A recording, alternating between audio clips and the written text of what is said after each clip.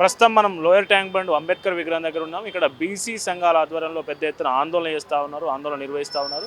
Congress party ఏదైతే బీసీలకు 42% రిజర్వేషన్లు ఇచ్చిందో ఆ రిజర్వేషన్లకు సంబంధించి పార్టీ పరంగా చట్టబద్ధంగా కాకుండా పార్టీ పరంగా ఇస్తానన్న కేబినెట్లో నిర్ణయం తీసుకోవడం పట్ల బీసీ సంఘాలు మొత్తం ఆందోళనకు దిగాయి. పార్టీ పరంగా ఇవ్వాల్సిన అవసరం లేదు, మాకు చట్టబద్ధంగానే కావాలి, మీరు భిక్ష ఇస్తున్నారా బీసీలకు రిజర్వేషన్ అనే అంశం మీద వీళ్ళంతా ఆందోళన చేసిన పరిస్థితి. ఈ అంశంపై మనతో పాటు మాట్లాడడానికి మాజీ స్పీకర్ ఎమ్మెల్సీ మధుసూదనాచారి గారు మనతో పాటు ఉన్నారు. ఆయనతో మాట్లాడదాం. 2% రిజర్వేషన్ అని కాంగ్రెస్ పార్టీ నిర్ణయించడం ముమ్మాటికి బీసీలకు ద్రోహం చేయడమే.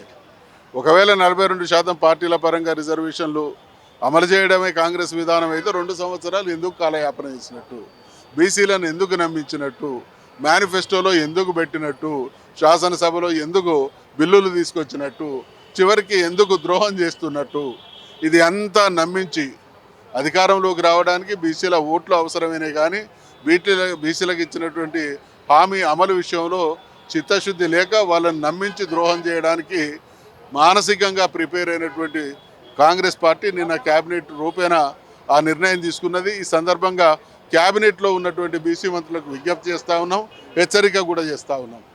మీరు అనేక సందర్భాల్లో 42% రిజర్వేషన్లు స్థానిక సంస్థల్లో బీసీలకు రిజర్వేషన్ల ద్వారా మాత్రమే ఎన్నికలు జరపడానికి మా పార్టీ సిద్ధంగా ఉంది, ఇతరత్ర ఏ నిర్ణయం జరగదు అనేటువంటి మాట నిజమే అయితే దానికి మీరు కట్టుబడి ఉంటే ఇవాళ నిన్న చేసినటువంటి కేబినెట్ తీర్మానానికి మీరు ఏ రకంగా పార్టీ అయి దాన్ని ఆమోదించాలని ప్రశ్నిస్తూ ఉన్నాం.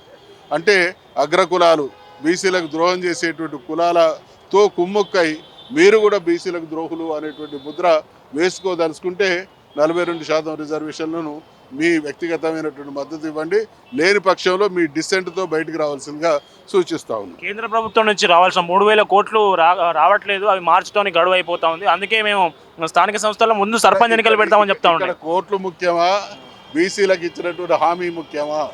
అంటే డబ్బుల కోసం ఇది బీసీ వాళ్ళకి సంబంధించినటువంటి విషయం. బీసీల విషయం ఏంటి? 3,000 కోట్లు మరి ముందే చెప్పాలి కదా. ఎన్నికల సందర్భంగా మేము హామీ ఇస్తా ఉన్నాం, ఒకవేళ మీకు హామీ ఇచ్చినప్పటికీ కేంద్రంలో ఏదైనా విపరీతమైనటువంటి పరిస్థితి వస్తే డబ్బుల కోసం నిర్ణయం తీసుకుంటామని కూడా చెప్పాలి కదా. ఓట్లు అవసరం వచ్చినప్పుడు బీసీలారా మీకు 42% రిజర్వేషన్లు అంటారు.